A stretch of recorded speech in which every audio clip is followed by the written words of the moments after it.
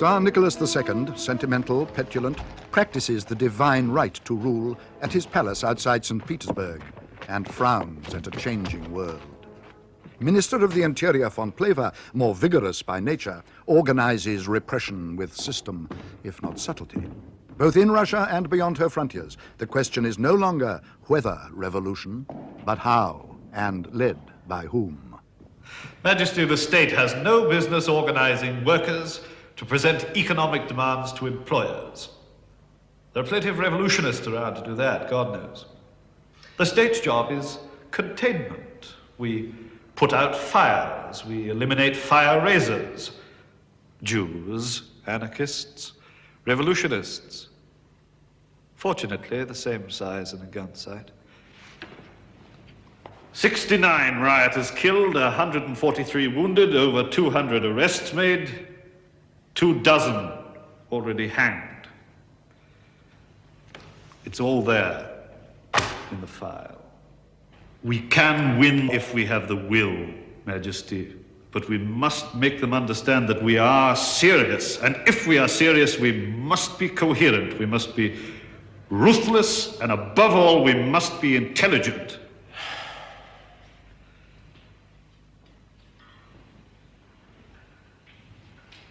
I ordered a grenadier regiment up from Orenburg to burn a few houses and restore order. I shot 7 crows this morning. Are they all my enemies? Potentially, as they are all your loyal and devoted friends and subjects. The people are merely the stakes, Your Majesty. And whom do we play for them? Well, they're all here. Socialist revolutionaries, liberals, anarchists, social democrats. Jew. Aren't there any Russians? 1 or 2, Your Majesty. Look at them. Who are these? Social democrats, dreamers mostly. Marxists, they call themselves. Plekhanov, the leading figure. This one, Jew, yes? Martov, born Cederbaum. And this? Ulyanov, agitator, 14 months in the Marinka awaiting trial, sentenced to 3 years exile, 97. Minusitsk. The last known report has him in Munich, married to this one here. Maybe she'll give him some babies. Make him settle down in Germany. Of course, my political police abroad are monitoring their every movement.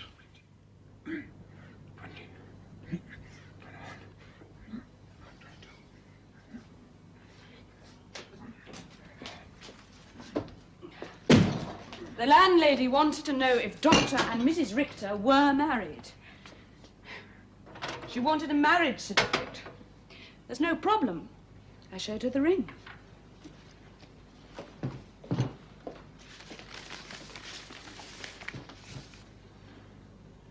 I didn't know you still had it. I thought it might be of use. Now you must have breakfast and then you must go to the printers. And you have to contact Sassultisch and Martov. Wrong again, friend. There will be no revolution in Russia based upon the peasant. Read some Marx, man. The peasant is a petty bourgeois reactionary element and arch proponent of progress, as will be abundantly demonstrated when the proletarian revolution has taken place. It's ridiculous calling yourselves socialist. You're anarchist. Why don't you admit it? Claudia! Comrade! Oh, comrade, it's good to have you with us. Let me look. You know, we expected you Wednesday. That's what Sassulitsch said. She told me I'd find you here. Yes, well, you know me. I need an argument. I need dialectic. Today is Wednesday, Juliet. No, I think you're right, comrade. Shall we drink to that? Your arrival has forced me to defer my destruction of the anarchist position. It's a great place for anarchists, is London, Claudia. Let's talk, eh? Yes, of course.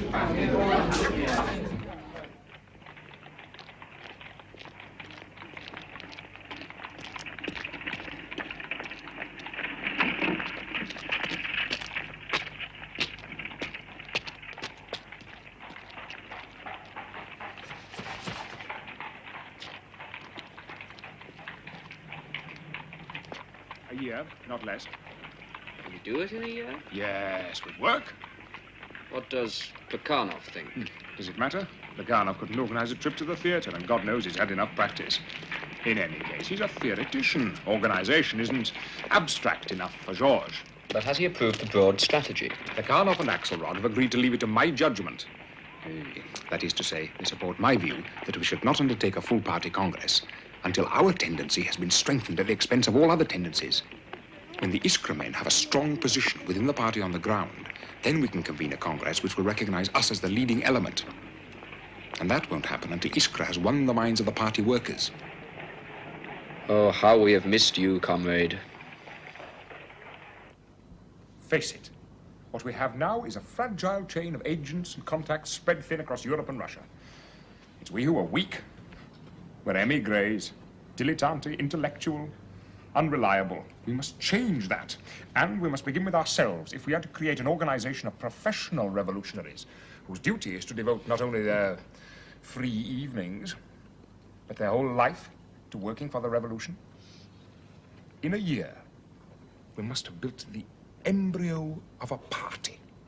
Each cell working implicitly from the nucleus, the center, the source of power. What does Georges say? Plekhanov agrees. Ilyich is right. We have to establish an entirely new relationship between center and periphery. Now, I think I'd probably want a wider membership than he appears to envisage. And I'd want more power in the hands of local committees. But on the whole, I agree with your perspective. I still think it's a pity about the peasants. What is? They have revolutionary potential, too. They need organizing, too. They won't make the revolution. The problem of the peasant arises after the revolution when they are forced to bow to the dictatorship of the proletariat. Then we'll see how revolutionary they are. It seems a bit late leaving it till then, comrade. What do you propose to do about it then, may I ask? Shoot them all? There are millions of them. I'll discuss that at length with you some other time, Comrade Sassultisch. At the moment, I prefer if we stayed with the agenda. That becomes policy, then.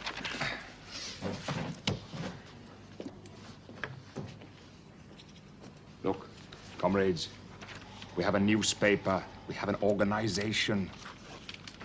Now we must find the will. Then we will be fit to lead. Until tomorrow.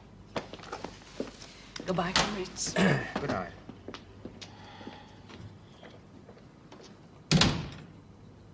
Comrade Robespierre. You're too soft with him, Julius.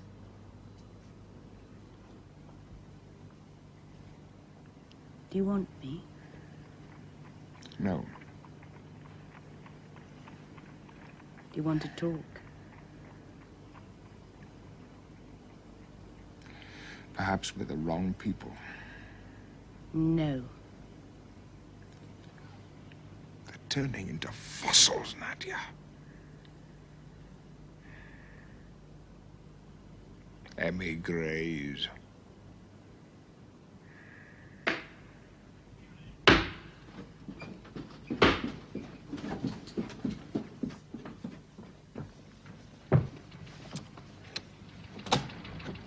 Yes. Mrs. Richter, Who wants to know? Trotsky, Bronstein, the pen. Welcome, comrade. I'm M. Never forget the forms. We heard you were on your way, but I can't pretend we were expecting you exactly. Comrade, would you be so good as to pay the cabbie for me? Seems to be having difficulty making himself understood. On the next floor, the first door on the right.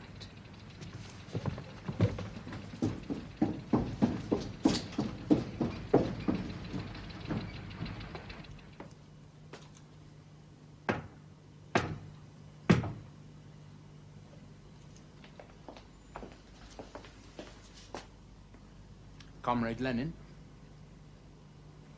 Trotsky, the pen. Trotsky? I thought you were Bronstein. Bronstein I got tired of.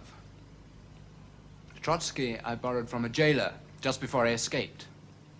You think it suits? You have a letter? Something? course.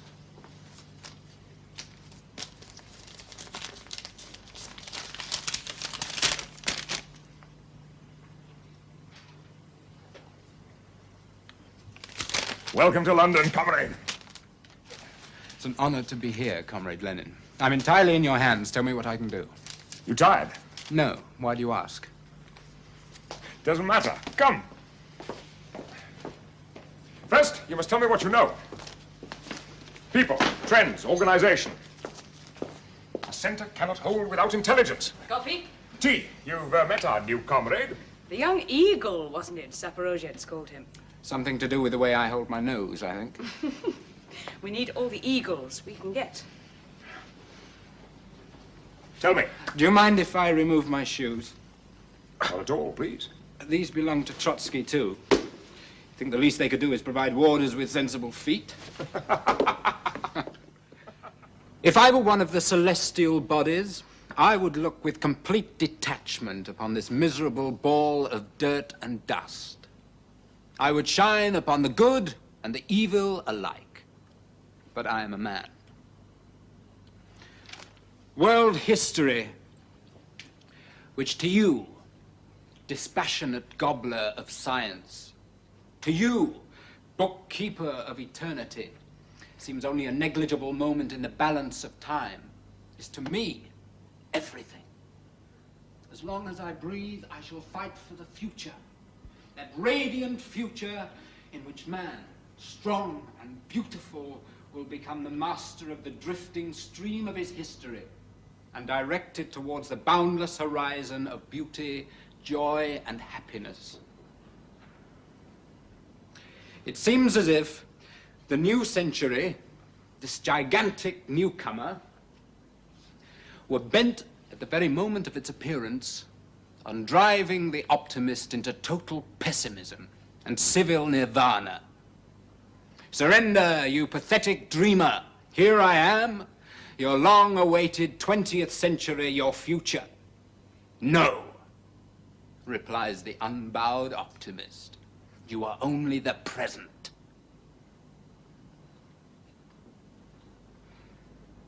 Have you shown it to Plekhanov? No. He's seen other things of mine. And? He thinks my style is florid and rhetorical. What do you think? He's right. But Georges always puts style first. He's a great European. He once said, not long ago, that I had no style at all. In the French sense, of course. No, it's not the style which bothers me. I think it's too soft. I don't understand. All right. How do we achieve this future that you talk of? By struggle. How else? But against who? The state and the classes whose interests it protects. The duty of the revolutionary is to fight those forces and personalities which impede or obstruct the socialist revolution. That's what I said. No, it isn't what you said, and you must see the difference. The future is less than 6 months away. We make the future with every new theory we evolve, every organizational change we set in progress. There will be no revolution. Millions will not be mobilized against the Tsarist state unless we make it possible. We are Marxists. We understand, as the anarchists and liberals cannot, the nature of power of the state and so on, but it is not enough to know the world. We must learn how to change it. And in order to do that, we must first and foremost build an organization, a party, to develop the theory and lead the revolutionary struggle. Do you see what I mean?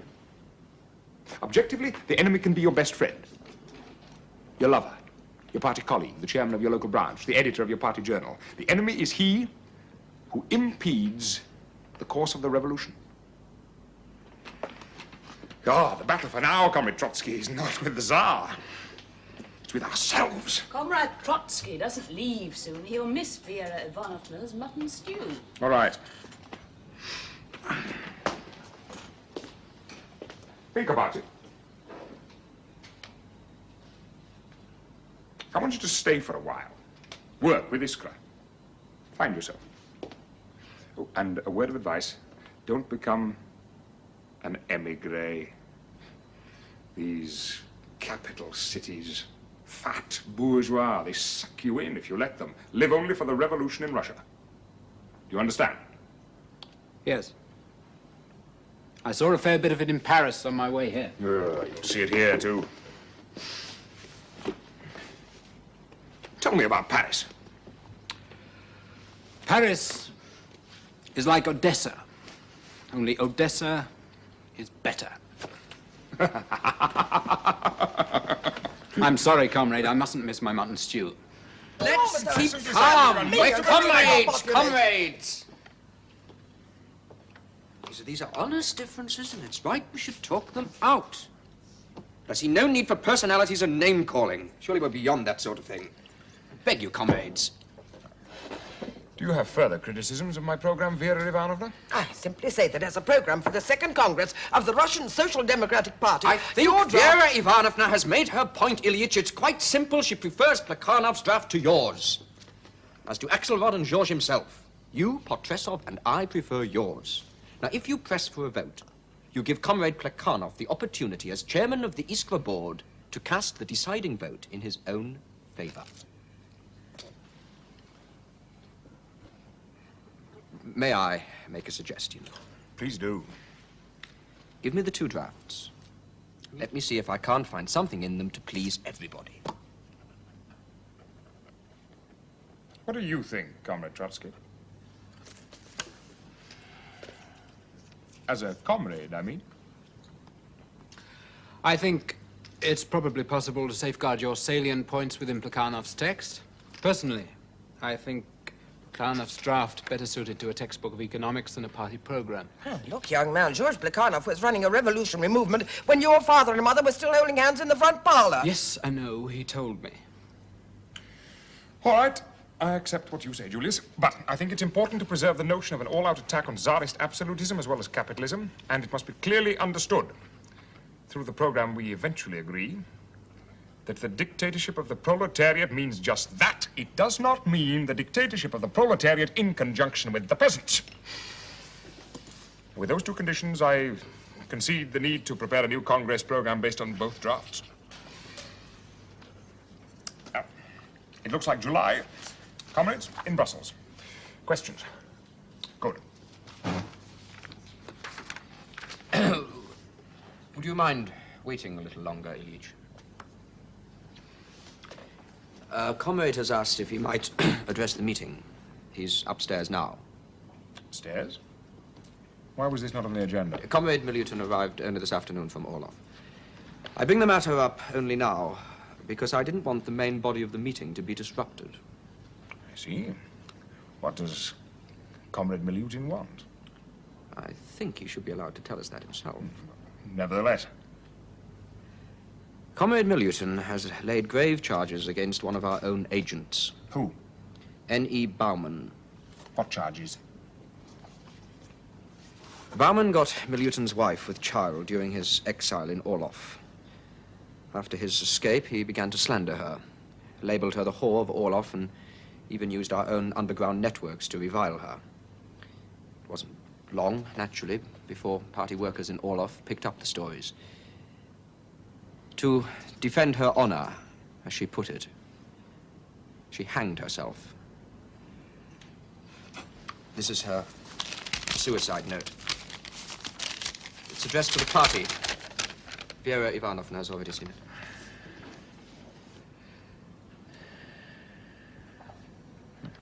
So? Will you see him? No. By Christ, you will, though! You what? You won't see a comrade who has traveled 4,000 miles to ask for justice from the party of... What did it say? The party of the struggle for the freedom, the dignity, and the happiness of man. I'll fetch him in myself. You're a disgrace to the party. You're a scourge and a monster.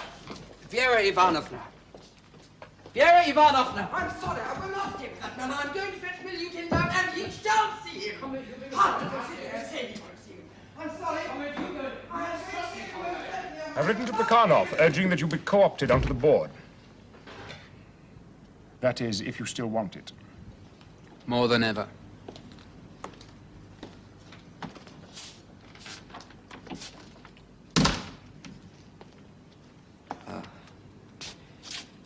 She won't come back. But she won't bring in Milutin unless we send for him. Anything else? Yes. I haven't finished. I want to know what you intend doing about Bauman. Nothing.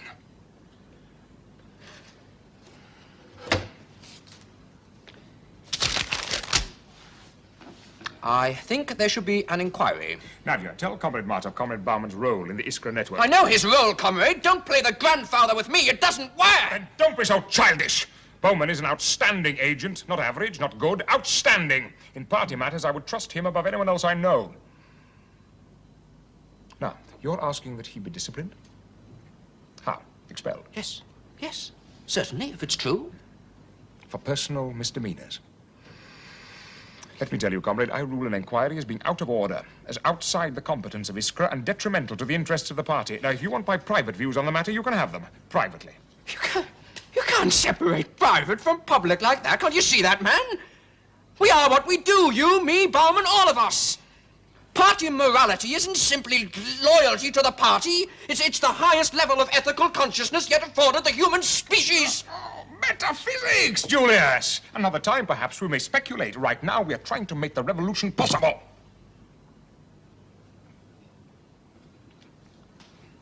So, you'll do nothing. I will do my duty. That is to say, I will protect Comrade Bauman from any move on your or anybody else's part to expel or discipline him. Now, be warned. I think we should go. You go. I want to speak with Vera Ivanovna. I'll follow.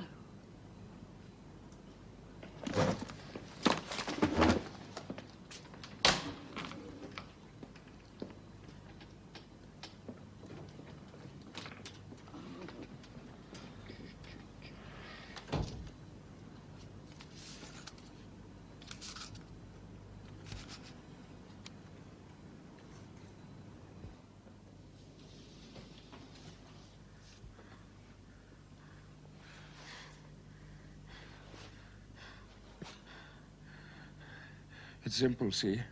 I'm the party, right? Party organ.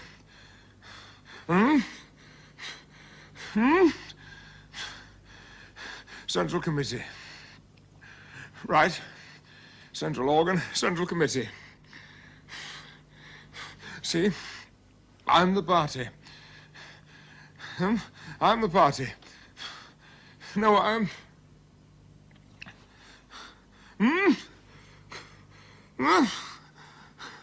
Julius, you're not listening. Martov!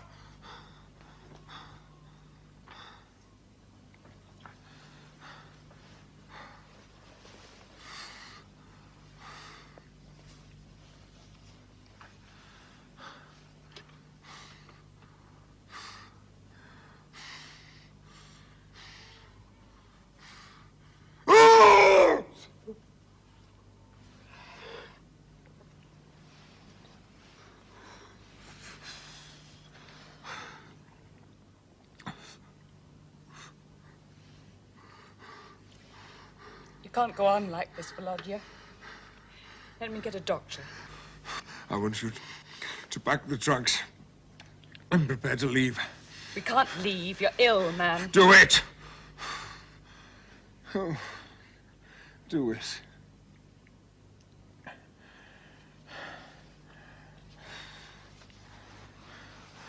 Try to take a little bread and milk. Listen. Tell Julius I want to see him. Julius is in Paris, en route for Geneva. There's a meeting of the organizing committee. Did he call? It blew up very suddenly. He left as soon as he heard of the meeting. He's still hurt and bitter. Did he say who called a meeting of the organizing committee. No, he didn't. Try to rest, love. Rest? I'll rest when they rest. I must go to Geneva. I have to see Plekhanov.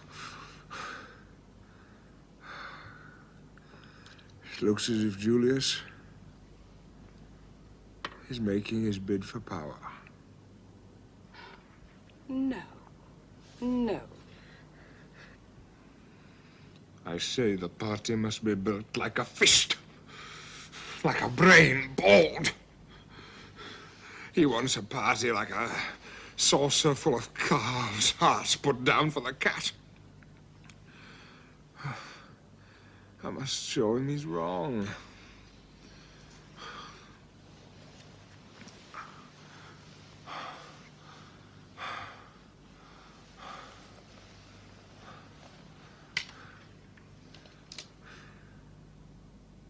Thank you, comrade.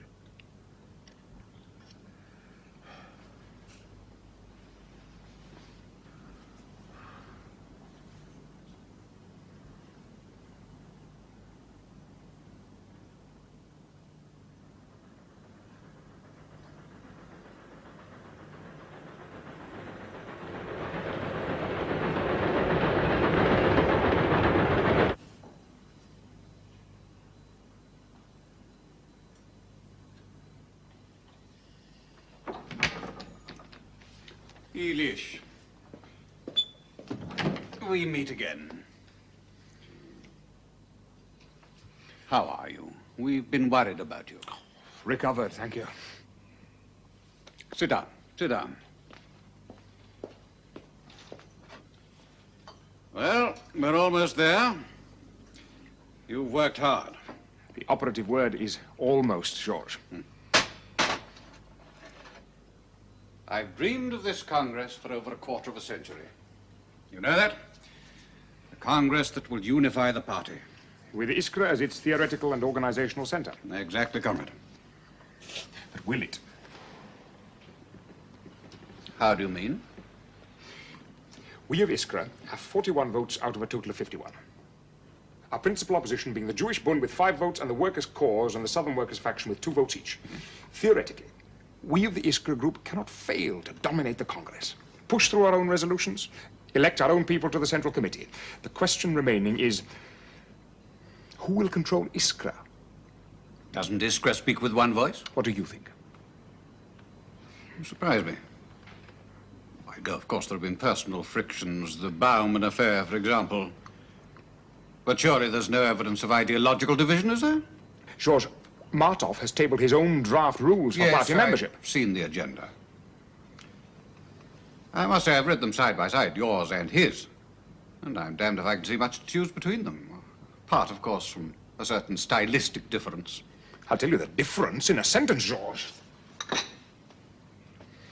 His rules allow anyone, any opportunist, any windbag, any professor, any high school student to proclaim himself a member of the party, whereas my rules, our rules, George, confine membership to a narrow vanguard of professional revolutionaries owing strict allegiance to the party center. That's the difference. I'm not sure that I accept the definition of Martov's formulation that you offer, Elish. Well, I think you should, George, because Comrade Martov certainly does.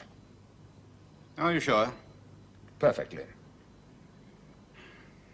Then I'd better speak to him. I think that might make matters worse.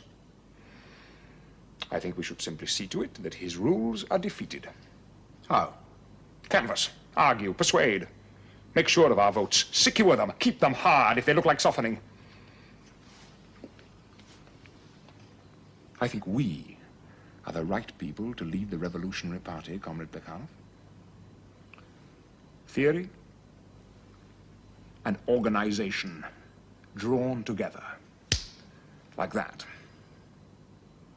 What do you think? Let us build the party, comrade. I've always been fascinated by your hardness. It's always seemed to me so unrelative. I was a gentle enough child. One thing I must insist on. There should be no place for the man Trotsky on the new editorial board. He's too young and he's too arrogant. All right. I withdraw my suggestion. Is it still London if the police stop us in Brussels? That's right. Well, I don't anticipate any trouble.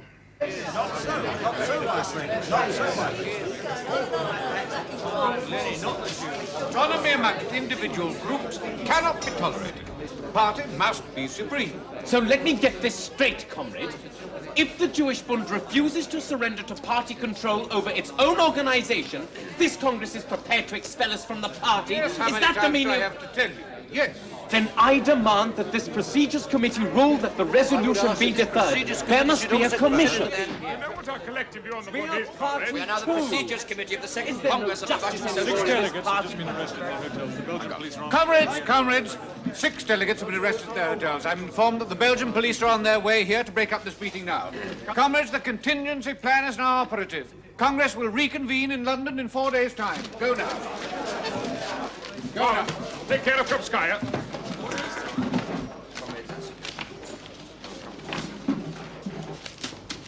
Ah, comrade, how fortunate. We'll travel together. I'm sorry I couldn't get Plekhanov to co-opt you on the board. There was nothing I could do. No. Nothing, comrade. No, of course. Well, you coming with me? No. I shall make my own way. Avoid personalities, comrade. They could prove your downfall.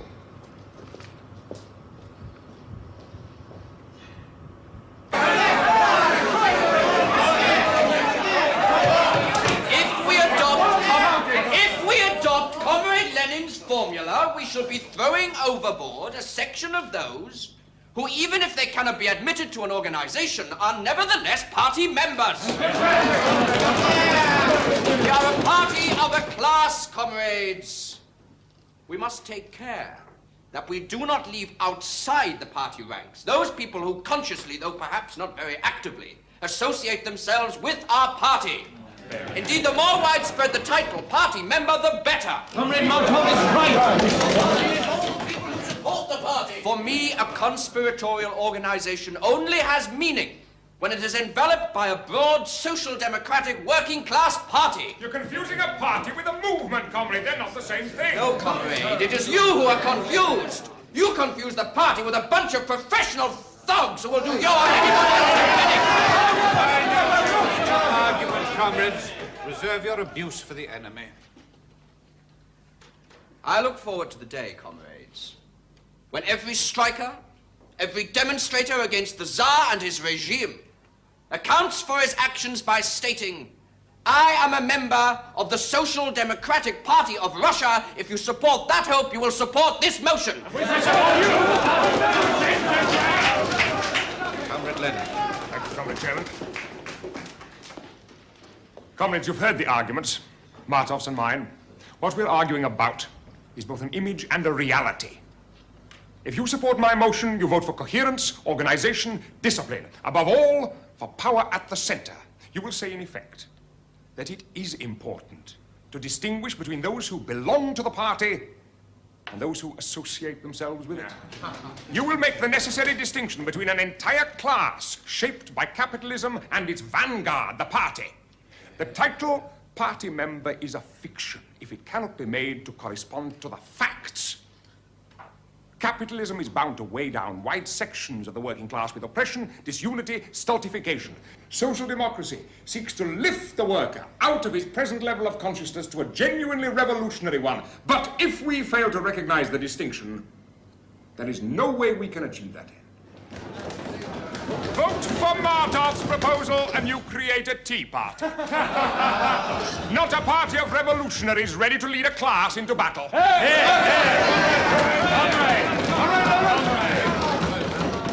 well. Those in favor of Comrade Lenin's proposals on party membership?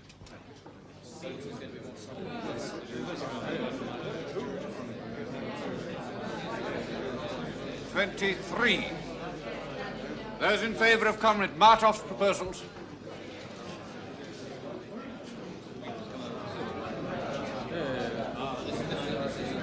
"28. Comrade Martov's proposals are carried.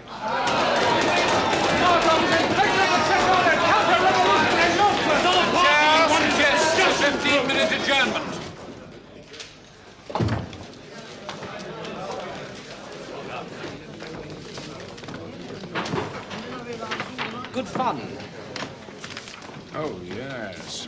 There's nothing funnier than watching a man commit political suicide. You think so? Today, you have entered into an opportunist alliance with the center and right-wing elements. You've surrendered your political credibility. I doubt it. In any case, you left me little option in the matter. You forced me to beat you. You've won a battle, comrade. The war has only just begun.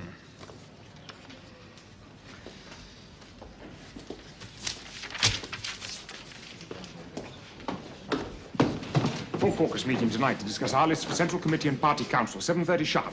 Questions? No. Good. Bauman, when does the Commission on the Bund propose reporting back? Next week sometime, according to Tuperucci. I want the vote and the report first thing tomorrow. You see Tuperucci, I'll see Plekanov. Do it now. Comrade Schottman. Let me in!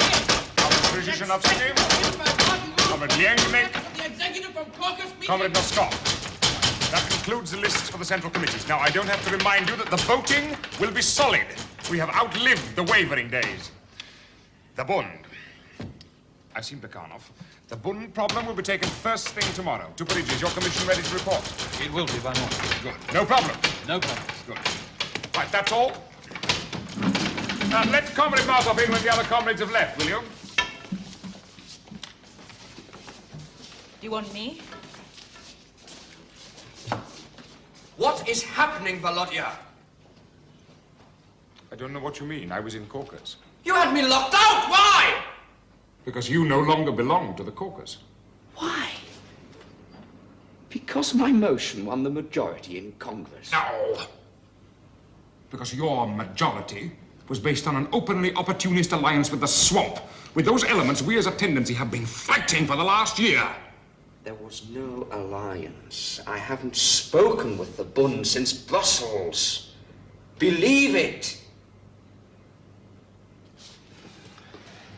Volodya. Comrade. There are no fundamental differences between us. Can't we simply sit down and talk it out? We share the same vision, comrade. We spent the night talking, the night before Siberia. Don't you remember?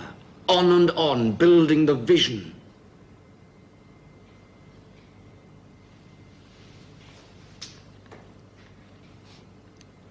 Tell me what I must do. I can't do that. You must find that for yourself. The choices are clear. If you're not to be tainted with the Bund for the rest of your days, you must make it clear tomorrow that your position is as it always was, that total authority over activities of members shall be exercised by the party centre. Tomorrow? And the Procedures Committee have decided to tackle the question of the Bund at once. But the Bund Commission hasn't reported yet. That's been taken care of.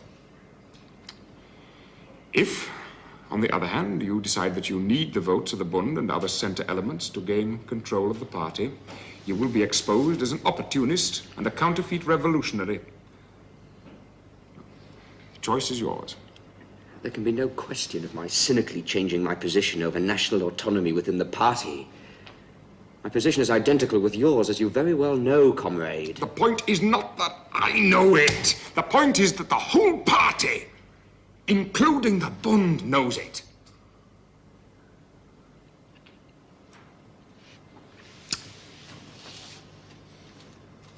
I wanted to talk to you about the composition of the new central committees. There is good argument for building on the existing organizing committee. There's nothing to talk about. We've decided our lists. See. I see. Have you also made recommendations as to who should be elected dictator of the party?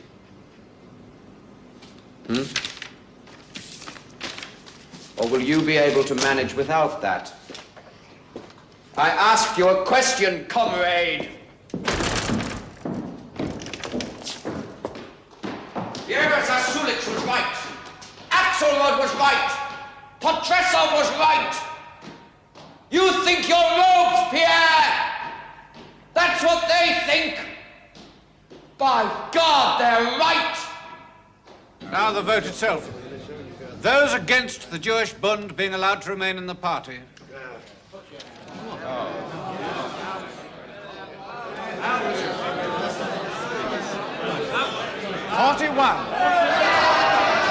Overwhelming majority in favor of expulsion. Expulsion!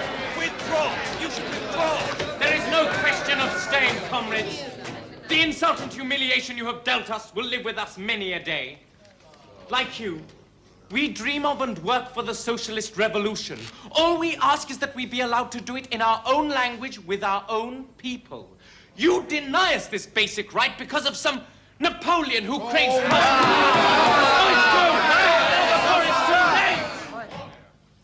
Well, we will continue to work for the revolution, with or without the aid of the party we helped to form. The Workers' Cause Group wish to demonstrate their solidarity with the Bund against the dictatorial tendencies that are emerging within the party apparatus. We hereby withdraw from the Congress.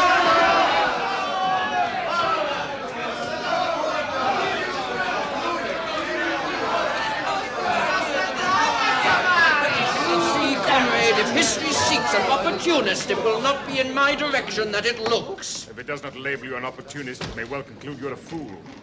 I believe it may very well call you both.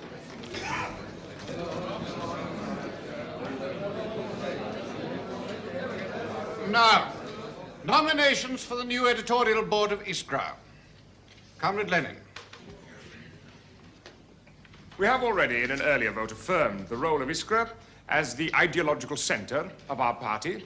It is now our duty to elect its editorial board, whose role it will be to lay down party guidelines for political action in the struggle against the Russian state. I have, as you know, been associated with Iskra since its foundation 3 years ago, and I think I can say, in all modesty, that the work we have done on the Iskra front has been of decisive influence in the shaping and development of our party. But it is the future, not the past, which calls us on. Times change, capacities change, objective circumstances change. What our party journal requires now is a small nucleus of trained ideologues and organizers capable of spreading the work far and wide across the Russian Empire. It is for that reason that I propose to decrease the number of seats from 6 to 3. And furthermore, I nominate as Iskra editors myself, Comrade Plekhanov, and Comrade Martov.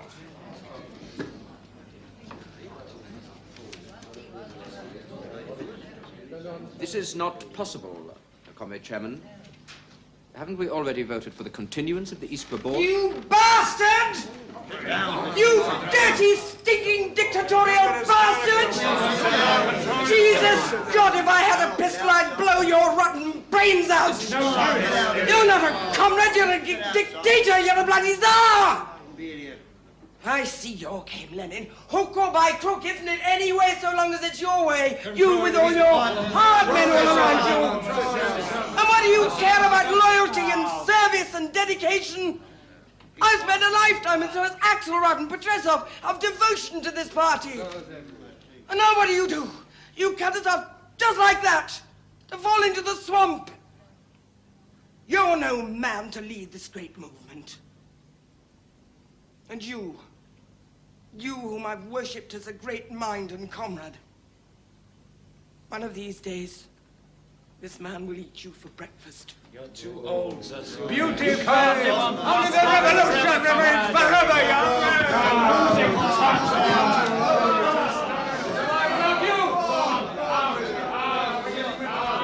May I remind those comrades who now revile Comrade Sassultisch that they are reviling the comrade who shot the infamous Colonel Trepov of the Moscow Secret Police when he ordered the flogging of demonstrators against the Tsar.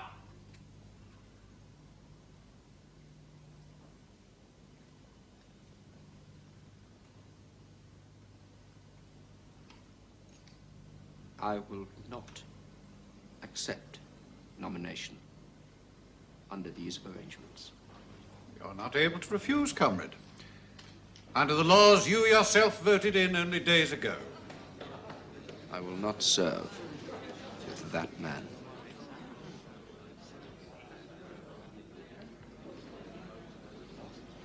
That man is not a good man.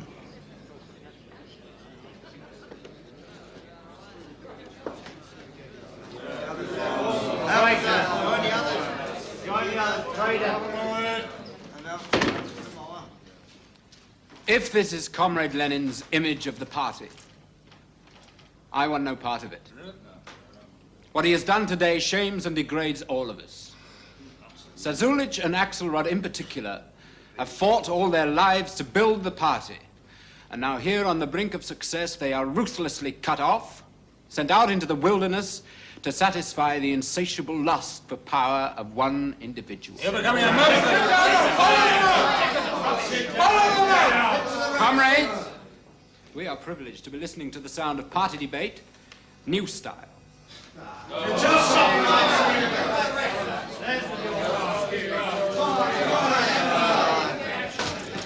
I so move, Comrade Chairman.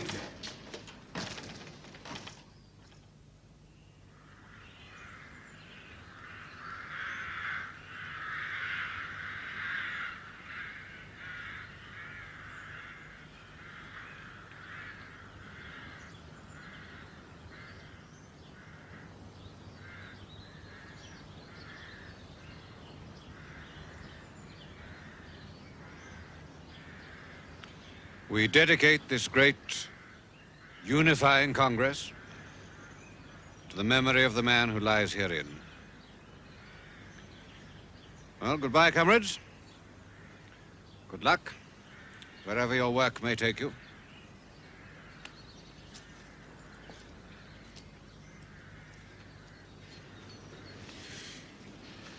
Goodbye, comrade.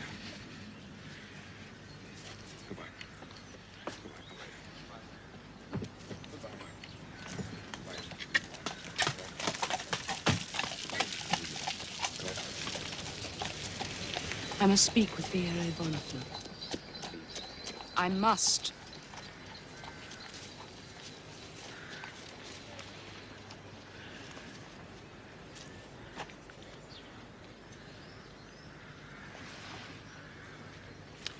I did what I had to do. But what you had to do was not what had to be done. At least I didn't destroy the party. Yesterday the party was made, not destroyed.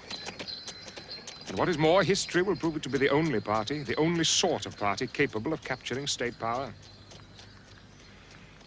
You seem to think a party is an organization for the deliberation of complex moral choices, a sort of political sewing circle. Well, you will not find the Tsar and von Plehve and Trepov and Witter and the state apparatus sitting around deliberating moral choices. They are organizing their defenses. And there is only one slogan that will defeat them: Salus populi lex suprema est. In revolutionary language, the success of the revolution is the supreme law. Now, until you can say that, comrade, and mean it, history will have no use for you.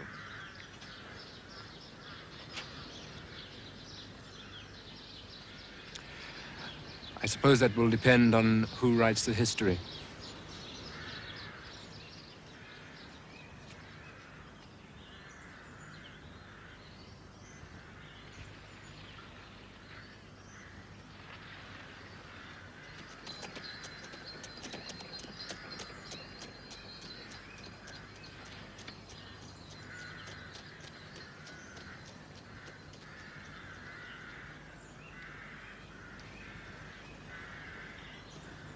Sassultisch wept. She cannot understand why you have done what you have done. Remember Minosinsk? Remember the peasant crouched over in the field, jerking his arms about inexplicably? We thought he was mad. But when we had walked across the field and reached him, we saw at once that he was sharpening his scythe on a stone. From the path, it was impossible to say. She has nothing left, she said. There is nothing to be done about that.